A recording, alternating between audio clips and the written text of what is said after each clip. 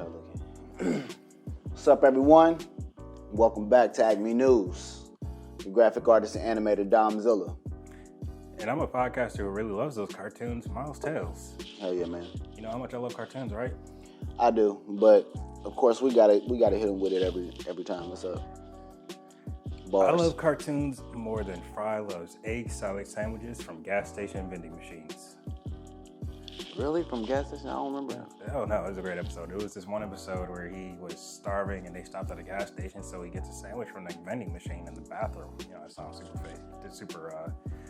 super safe. Yeah. So he right next to the condoms. He ends up eating the sandwich and becomes infested with worms, but ironically, the worms are helping him. Oh, okay. Well, yeah, it was a good one. I liked it. How much are they helping them? You'll have to watch the episode to find out. Yeah. So,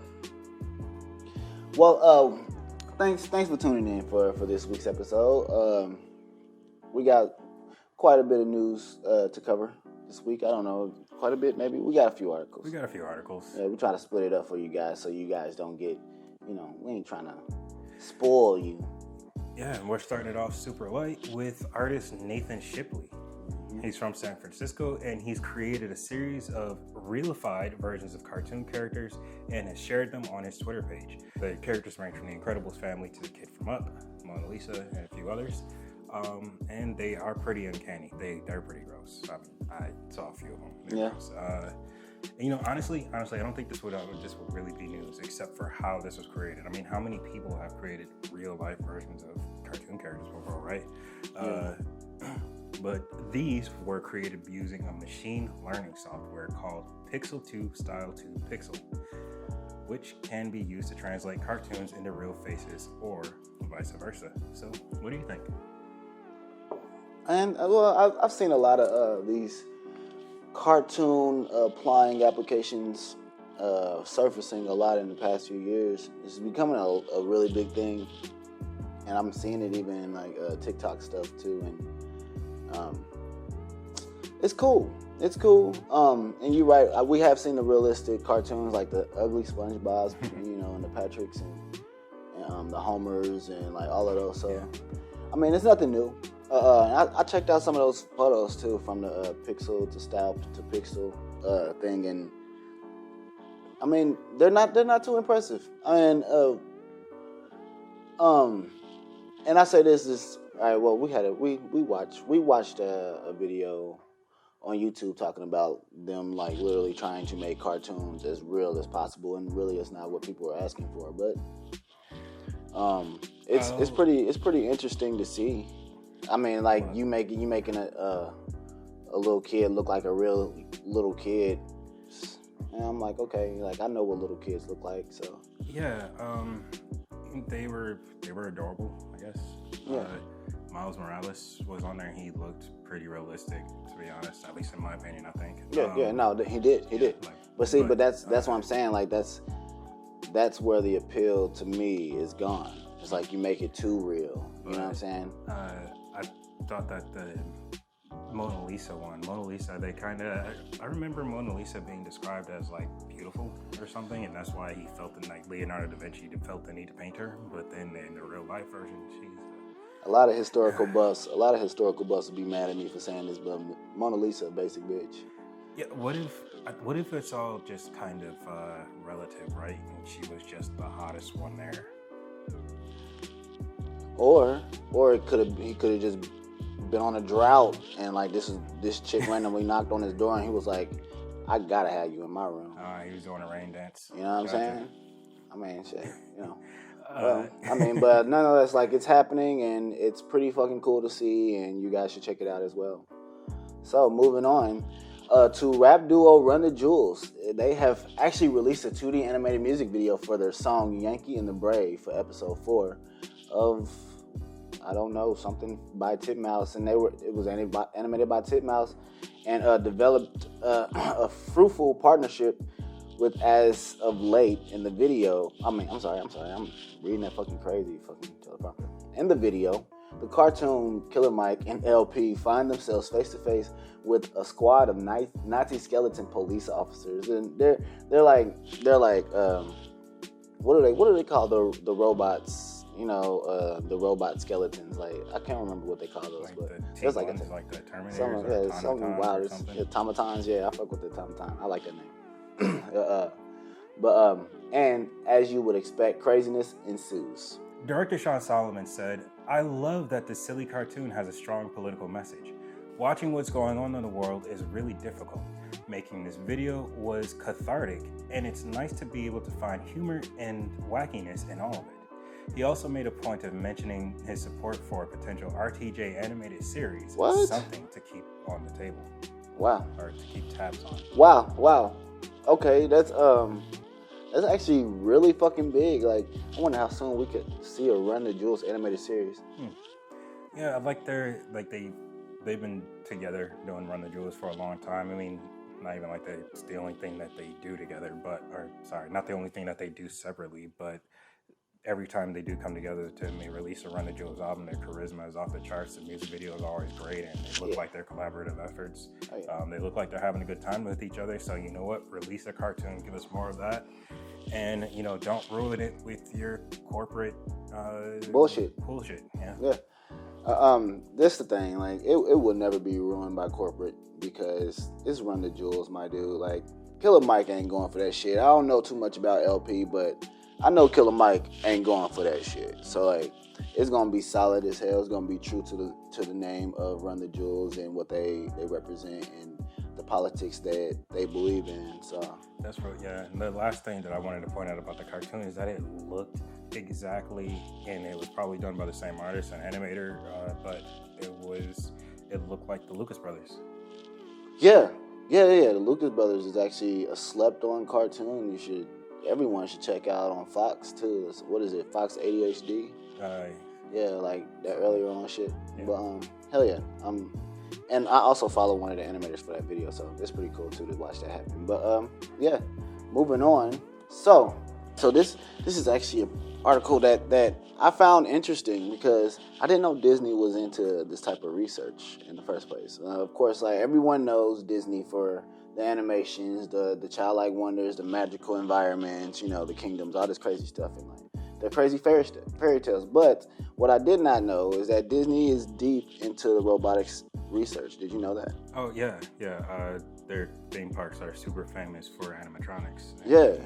Okay. So I've never been to Disney World and never had the chance to experience it, but they have been furthering that advancement in technology for robotics, man. And they just announced something crazy at a convention called the International Convention of Intelligent and Robotic Systems on their latest creation in robotic mechanics. Disney has unveiled their development in lifelike gaze and human-robot interactions. They documented that their research is to further the knowledge of character animation and technological results. I'm sorry, I couldn't say that one. Technological results, bro. Like, how advanced could it? Like, I watched the video. You didn't get to see the video, right? I didn't get to see the video. Yeah, I'm gonna have to show you that a little later, man. But yeah, dude, it's like this crazy gaze. Like, they have them reading and eyes are like literally reading like this. Like, look, they interact, they engage. Super scary. Like, we've had 3 stories in a row. First of all, I don't know how, but we've had 3 stories in a row involving robots. But the first one, they're talking about machine learning to make cartoons look human. And then now we're teaching them how to basically look like us or look like they're one of us somehow. Like, it says it's a human-like gaze. Why are we doing this? Why are we teaching these things how to, first of all, make things that aren't us look like us and then act like us now? Like, you know that there is a real, this stuff comes out and nobody cares about it. There is a real cyborg walking amongst us. There's a few of them, but there is one that caught my attention last year. All right, and nobody gives a shit. All right, this man, he had Lou Gehrig's disease. Peter Scott Morgan, right? Something like that. Peter Scott Morgan. Yeah. Y'all know. No. So, this dude, he was dying, and when he was like, you know what? Instead of dying, I'm gonna live forever. And he takes he starts connecting himself to computers and machines and shit. And now he's rolling around talking about, hey, all my parts are upgradable, and nobody's gonna care until he's in his super suit and taking their lunch money. Nobody's gonna care. Like, and the thing about technology is that it is like it's like a parasite that we invented.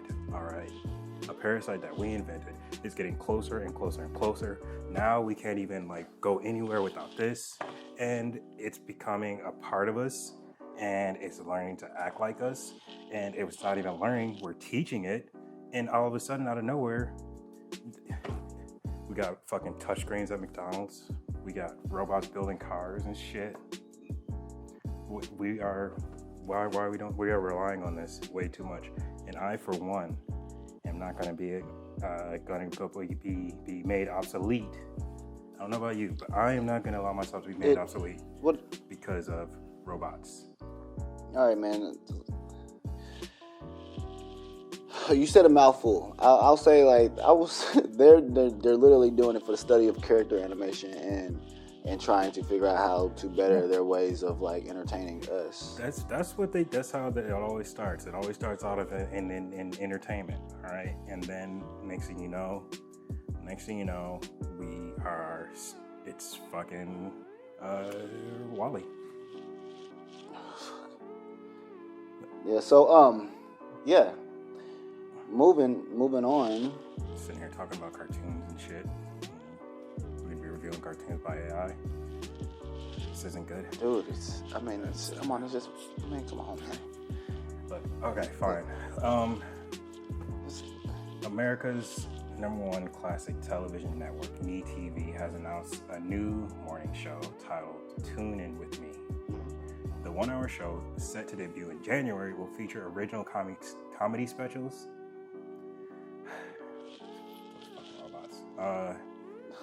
Dude, let it go, man. Okay, this 1-hour show, set to debut in January, will feature original comedy sketches, special guests,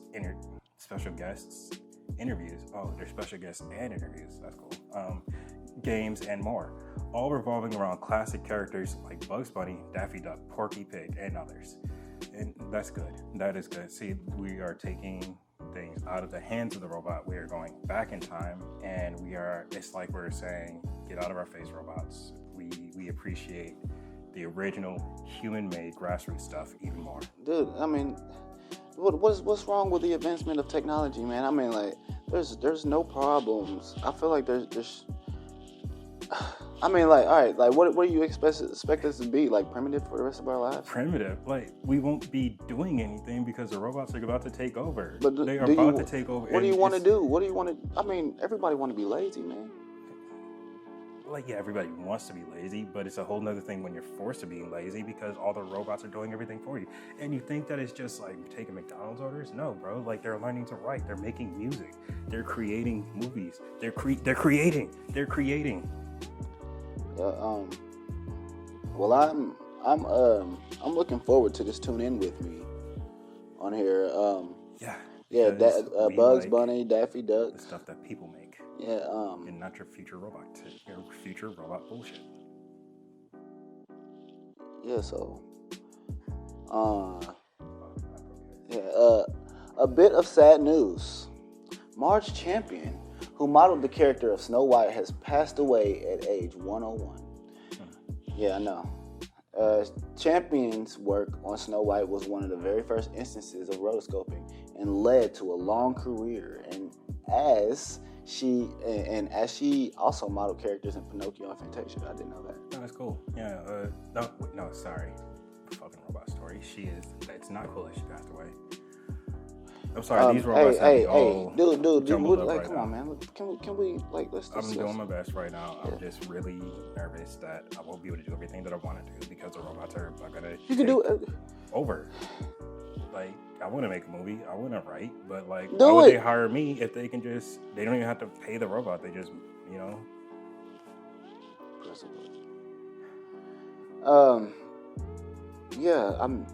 Should we keep going? Let's finish up. We got a lot of this news. We got plenty of news for the people. Time? Okay. All right. Yeah, it's on you, Mama. So, more Disney news. lovable frozen snowman Olaf has gotten his own short film titled Once Up a Snowman. Once Upon a Snowman. That sounds dirty. Once Up a Snowman. Once. Who wrote this in? Once Up a Snowman? Okay. Well, the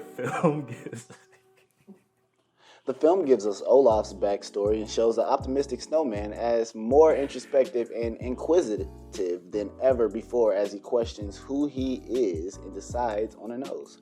I seen because his nose is up another snowman. No. Yeah, well, sorry kids. I saw his nose was replaced as a fish in the storyboards on Instagram, and that was part of the short. One of the guy that created this short has actually been working on it since like 2013. Wow, really? Yeah, well, it was literally just a side project, a passion piece that he was doing, but he helped with Frozen in the past.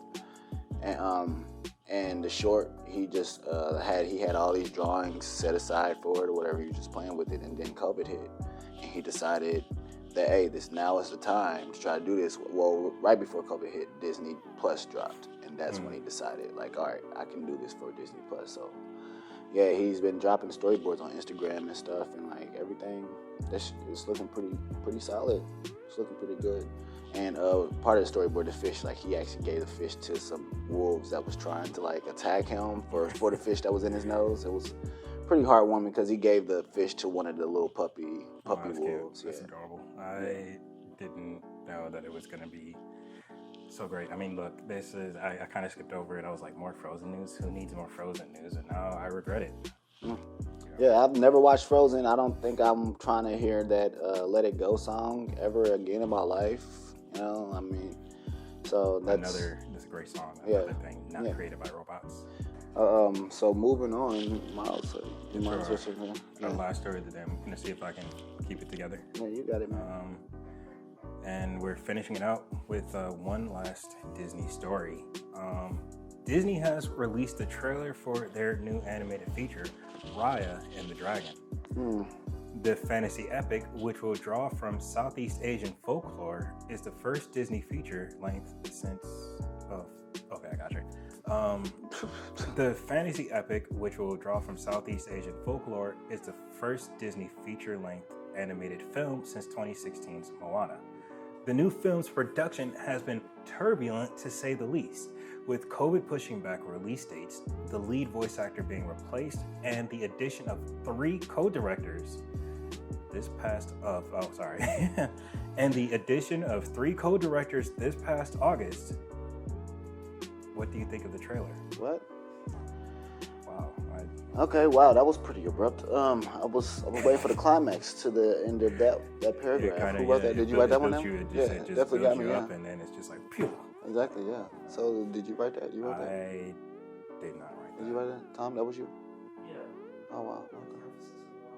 Oh, okay. No, that's fine. I watched the trailer, and it was really reminiscent to Moana, to me. I mean, of course, it wasn't like the fighting and like the what is it? It looked like it was like really super powered and like futuristic almost, you know, with tribal. I have a prediction. The bulk of the trailer was dominated by one singular fight scene. All right, and it seemed to be a fight between the main character and a masked figure. Here's my prediction: the masked figure is going to be her trainer, and he's going to say something like, "Control your emotions." I don't know. We'll see. You think so? I think so. What? What type of what?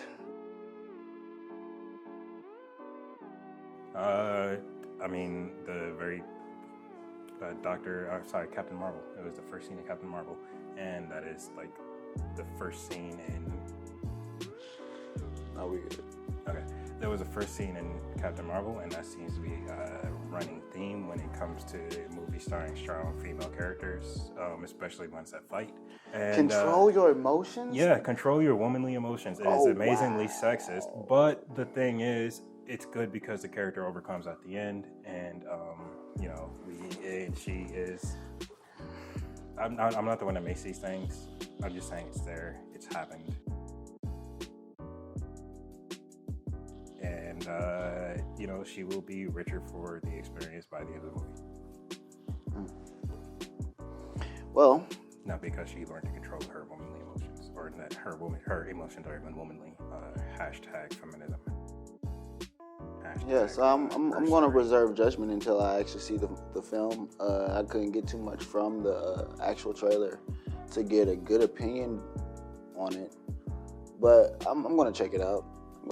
But yeah, this wraps up our episode this week for Acme News. I'm Domzilla. And I'm Miles Tails. Make sure you prepare for the robots. Be sure to like, share, subscribe. Check out our site. And yes, we are still running a GoFundMe or Kickstarter or one of them. What's it?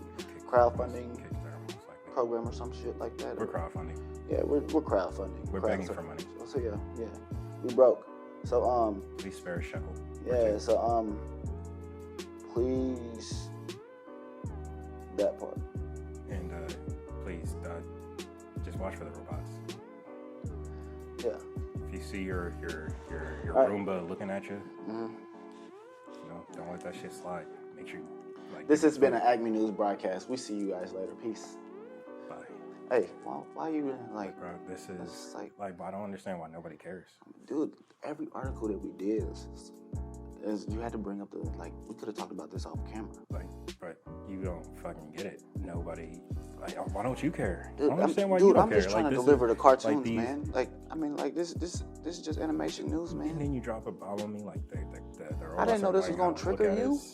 You thought I knew I was gonna trigger you. We already had another story about how they're learning how to make things look real. Look, just watch. Come on, man. Just calm down. Next episode, bro.